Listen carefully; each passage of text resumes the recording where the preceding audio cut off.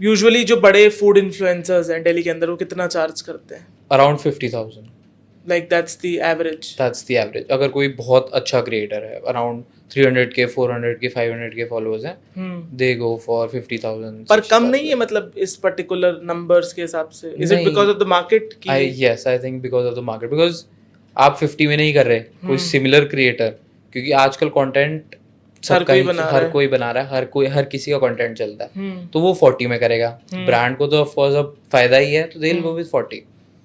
But do you think कि over the times because of so many creators ये market काफ़ी ज़्यादा मतलब खराब हो रही है इन टर्म्स ऑफ कि कोई भी क्रिएटर बन जा रहा है, लाइक वायरलिटी किसी को भी आ जा रही है एंड वैल्यू प्रोपोजिशन हाई नहीं है ये बहुत बात सारे तो है. क्रिएटर्स के साथ? ये तो है, बहुत सैचुरेटेड मार्केट हो गई है एज अ क्रिएटर के पॉइंट ऑफ व्यू से. बिकॉज अगर आप suppose I am a creator, मैं किसी ब्रांड को अप्रोच कर रहा हूँ, ब्रांड को अराउंड 1000-2000 क्रिएटर्स ऑलरेडी अप्रोच कर चुके हैं जो मेरे से बेटर हैं, तो ऑफ कोर्स वो एक नेगेटिव पॉइंट है सैचुरेशन का. ओके. हाँ. And as a brand like क्या फ़ायदा होता है working with agencies rather than going direct?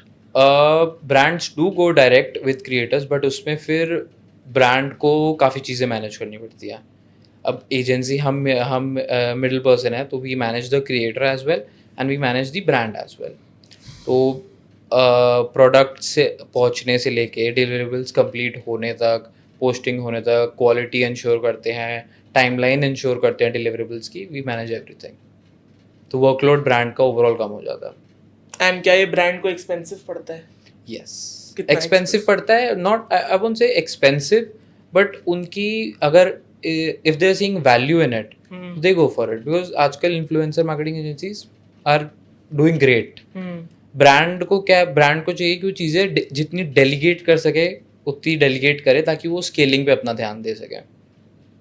And usually like cafes अब जैसे जिनको आप प्रमोट करवा रहे हो उनके अगर फायदे की बात करें तो उनको कितना फायदा होता है? Like have you heard ever a response कि कोई कैफे बहुत ज़्यादा वायरल हो गया और उनका बिजनेस काफ़ी अच्छा ग्रो किया? ऐसे कितने % केसेस में होता है? For example Fiaba in Noida, अच्छा. इनका फर्स्ट कैंपेन हमें आया था summer Korean menu. They launched ice creams, bingsus वगैरह. तो we plan that whole campaign कि कैसे किस क्रिएटर से प्रमोट करवाना है एंड क्या क्या स्ट्रैटेजीज, क्या क्या कंटेंट आइडियाज हम क्रिएटर को दे सकते हैं. देन वो चीज़ वहाँ वायरल हुई, लोगों को वो चीज़ें पसंद आई, टेस्ट अच्छा आया. And that cafe is also very pink theme है उस कैफे का, तो वो ऑलरेडी पहले से इस थीम की वजह से वायरल था. देन ये चेरी ऑन टॉप हो गया एंड यस, उनको फ़ायदा हुआ. उनको फ़ायदा हुआ.